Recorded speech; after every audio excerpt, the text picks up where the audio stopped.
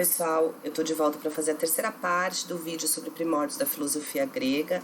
Então a primeira parte foi do mitólogos, a segunda parte pré-socráticos e agora a gente vem com a resolução dos exercícios. Estão prontos? Se vocês acharem que tá muito rápido a passagem, dá uma pausadinha no slide, lê os exercícios para vocês tentarem resolver antes de eu dar a resposta, tá bom? Vamos começar? Então vamos lá.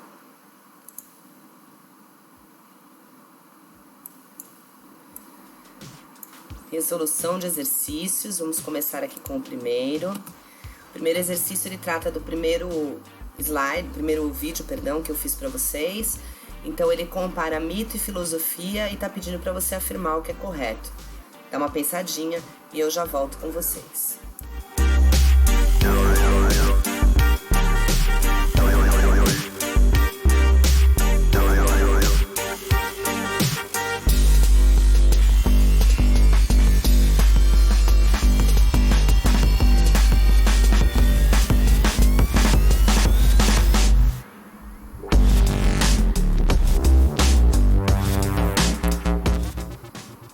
Vamos tentar resolver? Eu fiz aqui alguns destaques pra gente conversar. Então, a letra A eu não fiz nenhum destaque, a gente já volta nela. Vamos começar pela letra B. Tanto o mito quanto a filosofia se ocupam da explicação de realidades passadas a partir da interação entre forças naturais personalizadas, criando um discurso que se aproxima do da história e se opõe ao da ciência. Tem várias coisas erradas nessa alternativa, mas eu acho que o foco aqui é o forças naturais, tá? Nós falamos diversas vezes, quando falamos de mito, em forças sobrenaturais. Então, o mito não se ocupa de forças naturais, tá? Forças naturais são o que os filósofos da física vão estudar depois. Então, quando inicia a filosofia, tá bom? Então, a letra B tá errada, fácil de perceber. A letra C. Enquanto a função do mito é fornecer uma explicação parcial da realidade, limitando-se ao universo da cultura grega, a filosofia tem um caráter universal, buscando respostas para as inquietações de todos os homens. O erro está justamente aí, o universo da cultura grega. Gente, mito pertence a várias civilizações. Eles compõem essa cultura e essa tradição de forma diferente, mas a gente tem mitos nórdicos, tem mitos romanos, tem mitos africanos. Então o erro tá em pensar que só se limita ao universo da cultura grega, tá? Na letra D, a gente tem mito e filosofia dedicam-se à busca pelas verdades absolutas e são, em essência, faces distintas do mesmo processo de conhecimento que culminou com o desenvolvimento do pensamento científico. A filosofia culmina com o desenvolvimento do pensamento científico, sim. A mitologia não, ela é dogmática, ela não permite experiência, ela não permite demonstração. Então, tá aí o erro da alternativa D. Na alternativa E, eu fiz duas marcações, então preste atenção. A filosofia é a negação do mito, pois não aceita contradições ou fabulações.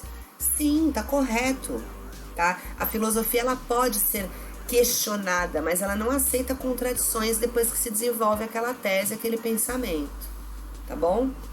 Ou fabulações admitindo apenas explicações que possam ser comprovadas pela observação direta ou pela experiência. Aí está o erro, porque a filosofia não se faz só na observação, ou só na experiência, ou só na empiria, né, que é a experiência. A filosofia se faz na razão, no raciocínio. Então esse é o erro, limitar ela só à experiência. Logo, a única alternativa que nós não frisamos nada foi a alternativa A. A autoridade do mito depende da confiança inspirada pelo narrador. As pessoas confiavam no que Homero, Hesíodo e outros arautos falavam na época, né? Então, é simplesmente a confiança sem demonstração e sem raciocinar, né? Ao passo que a autoridade da filosofia repousa na razão humana e independe da pessoa do filósofo. Então, eu estou aqui falando coisas de filosofia para vocês que vocês não vão acreditar porque sou eu que estou falando, mas porque a razão de vocês fala, não, tem uma certa coerência isso. E quando não tem, vocês vão pesquisar para tentar achar essa coerência. E se não acham, não aceitam, só porque eu estou falando, tá bom? Então, esse é o ponto. Agora a gente vai fazer uma nova questão, uma questão um pouquinho maior, tá? Eu vou dar um tempinho para vocês lerem, as respostas são curtinhas, mas os textos são grandes, então vou ler aqui o texto com vocês. O texto 1 vai falar: Anaxímenes de Mileto disse que o ar é o elemento originário de tudo o que existe, existiu e existirá, tá? Lembra do boquinha e bocão? Pois então. E que outras coisas provêm de sua descendência. Quando o ar se dilata, transforma-se em fogo, ao passo que os ventos são o ar condensado. As nuvens formam-se a partir do ar por filtragem por filtragem, e ainda mais condensadas transformam-se em água. A água, quando mais condensada, transforma-se em terra, e quando condensada ao máximo possível, transforma-se em pedras. Olha aí um pedacinho do pensamento de Anaxímenes para a gente entender. O texto 2 não é de um pré-socrático, é de um filósofo medieval chamado Basílio Magno. E ele vai dizer: Deus, como criador de todas as coisas, está no princípio do mundo e dos tempos. Ó, importante, do princípio do mundo. Quão parcas de conteúdo se nos apresentam em face desta concepção, as especulações contraditórias dos filósofos. Quão parcas, gente, com pouquinhas, com irrisórias, tá? Voltando, as contraditórias dos filósofos para os quais o mundo se origina, ou de algum dos 4 elementos, como ensinam os jônios, ou dos átomos, como julga Demócrito. Na verdade, dão a impressão de quererem ancorar o mundo numa teia de aranhas. Filósofos dos diversos tempos históricos desenvolveram teses para explicar a origem do universo, a partir de uma explicação racional. As teses de Anaxímenes, que é um filósofo grego antigo, e de Basílio, que é um filósofo medieval, têm em comum na fundamentação das teorias, né? O quê? Então a pergunta é assim: por mais que eles pensem diferente, um bote o princípio em Deus e outro coloca o princípio no ar, há algo que é igual nas duas teorias. E aí nós temos 5 opções. Hora de vocês pensarem um pouquinho, eu volto já já.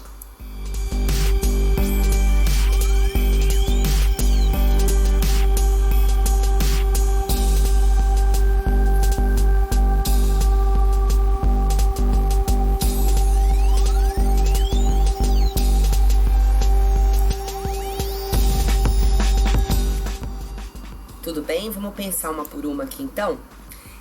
Então a primeira, ela vai falar que eram baseadas nas ciências da natureza. Gente, Basílio Magno não está falando de natureza, ele está falando de algo sobrenatural, de algo metafísico, além da física, que é Deus. A gente não tem como comprovar ele pelas ciências, tá? Então a letra A não é válida. A letra B, refutavam as teorias de filósofos da religião. Primeiro que Basílio Magno não está refutando, ele é um filósofo da religião, tá? E Anaxímenes não tinha nenhuma religião para refutar, tinha mitologia, mas ali não existiam filósofos da mitologia. A letra C, tinham origem nos mitos das civilizações antigas. Anaxímenes vai contra os mitos, né? E Basílio Magno, por ser um medieval, ele contraria os mitos também, ele não aceita os mitos antigos, porque ele é monoteísta, um Deus só, e não politeísta, vários deuses. A letra D, postulava um princípio originário para o mundo. Essa tem alguma coerência, porque um princípio originário para Anaxímenes era o ar, e o princípio originário para Basílio Magno era Deus. Por mais que eles confrontassem as suas opiniões, eles achavam que havia um princípio originário. Algo originou, uma coisa só originou tudo que há no mundo, tá? E o último, defendiam que Deus é o princípio de todas as coisas. Não, Anaxímenes não defendia que Deus era o princípio de todas as coisas, ele defendia que o ar era o princípio de todas as coisas. Então vamos ver aqui a nossa resposta correta, que é a letra D. Então, eliminando as outras, a gente percebe que a letra D é a mais correta. Próxima. A próxima é uma conversa aqui, um pedacinho do Édipo. Lembra que eu contei a história do Édipo para vocês? Então fala aqui: o servidor conversando com Édipo. Diziam ser filho do rei. E Édipo: foi ela quem te entregou a criança? E o servidor: foi ela, senhor. Com que intenção? O servidor: para que eu a matasse. Então aqui é um pedacinho que conta quando Jocasta entrega a criança pro homem que vai pendurar Édipo na árvore, né? E aqui ele tá descobrindo a verdade. E Édipo vai falar: uma mãe, mulher desgraçada. O servidor responde: ela tinha medo de um oráculo dos deuses. Édipo pergunta: e o que ele anunciava? O servidor responde: que essa criança um dia mataria seu pai. E Édipo: Mas por que tu a entregaste a este homem? Ou seja, por que você não matou e entregou para outra pessoa? Ele vai responder: tive piedade dela, mestre. Acreditei que ele a levaria ao país de onde vinha. Ele te salvou a vida, mas para os piores males. Se és realmente aquele de quem ele fala, saibas que nasceste marcado para a infelicidade. Então esse é o momento antes do Édipo furar os olhos, né? Perceber que tudo o que aconteceu é culpa dele. E aí ele vai falar assim: ó, ai de mim, então no final tudo seria verdade. À luz do dia que eu te veja aqui pela última vez, já que hoje me revela o filho de quem não deveria nascer, o esposo de quem não deveria ser, o assassino de quem não deveria matar.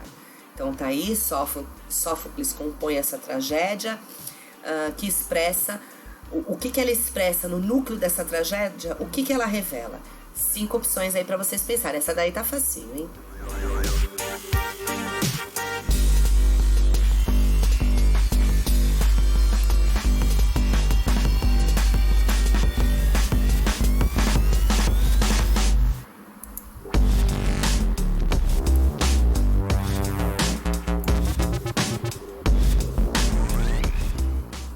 Então vamos lá.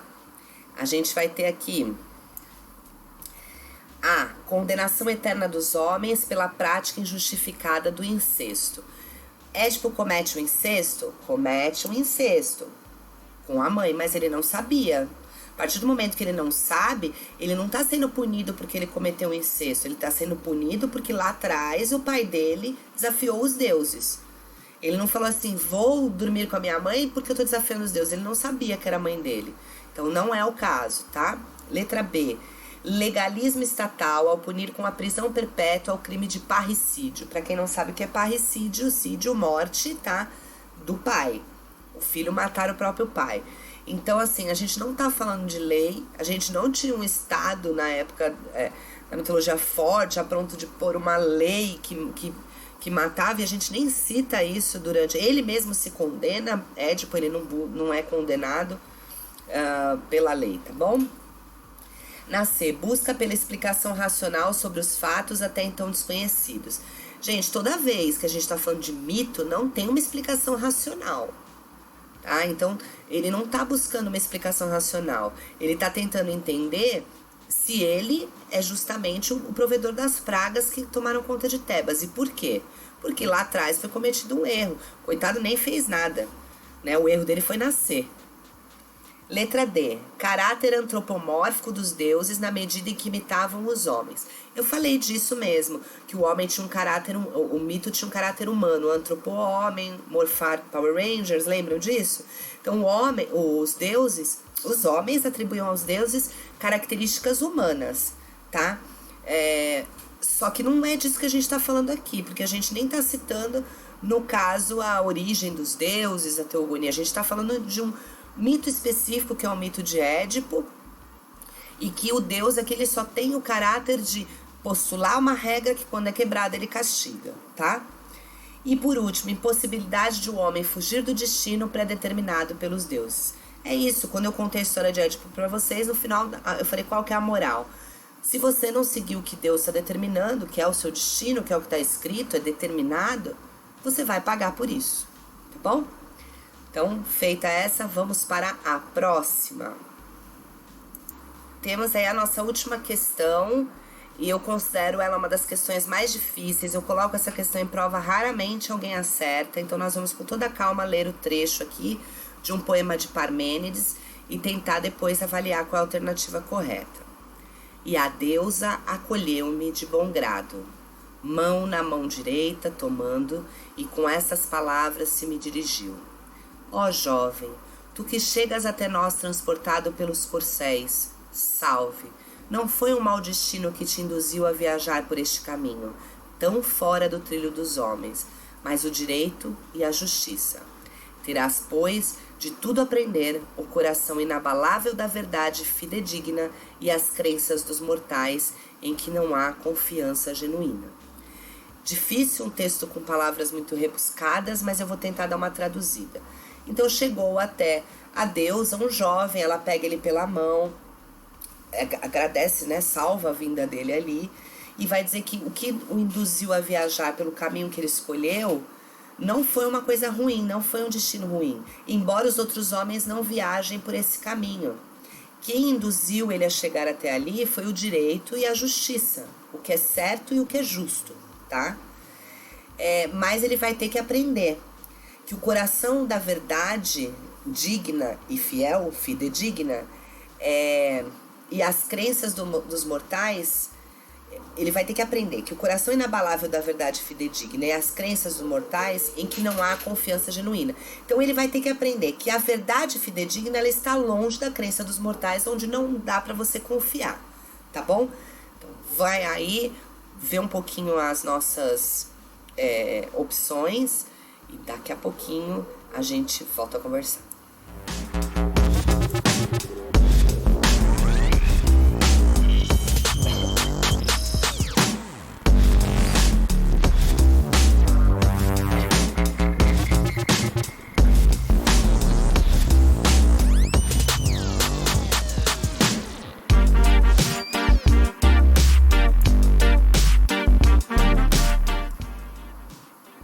Vamos lá? Eu me coloquei aqui em cima da questão porque eu não tinha espaço, tá bom? Então vamos lá. Na primeira ela fala assim: a Deus estabelece duas vias de conhecimento, a via da verdade e a via das crenças, das opiniões. Parece coerente, vamos ver as outras? A Deus estabelece duas vias de conhecimento, a via do direito e a via da justiça. Essa que todo mundo escolhe, tá? Porque tá óbvio na questão, mas não é correta. A via do direito e a via da justiça foram as que ajudaram a conduzir ele ao destino que ele está agora. Então, quando ela fala para ele, olha, o seu caminho está correto, o seu destino é bom. Por que o seu destino é bom? Porque você escolheu o direito e a justiça para te guiar nesse destino. Tá? Então, não é que ela estabeleceu duas vias de conhecimento como o direito e a justiça. O direito e a justiça, eles conduziram o filósofo, tá bom? Então, B errada. C. O que levou o jovem ao encontro com a deusa foi suas decisões erradas ao longo da vida. Ora, se ela fala pra ele que o destino dele não é mau, que a justiça, o que é justo e o que é certo trouxe ele até ali, então ele não foi encontrar com a deusa porque ele tomou decisões erradas, mas porque ele é justo e correto, tá? D. A deusa diz que o jovem precisa ter confiança naquilo que ensinam os mortais. Ela fala o contrário. As crenças dos mortais, não há confiança genuína nas crenças dos mortais. Então, não confie naquilo, tá? Então, é a letra A. A deusa estabelece duas vias de conhecimento. A via da verdade, então ela fala que o coração inabalável da verdade fidedigna é uma via, tá?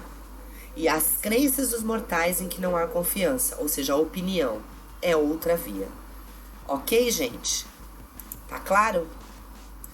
Então, nós resolvemos aqui algumas questões de vestibular em que são citadas os conteúdos que nós estudamos. Aqui a gente encerra esses dois primeiros conteúdos. Na próxima videoaula de primeiro ano, a gente já vai entrar em Sócrates, ou pelo menos no momento político de Atenas, que vai dar margem para Sócrates e para os sofistas. E eu espero vocês. A gente se encontra lá. Qualquer dúvida, estou à disposição. Valeu, galera!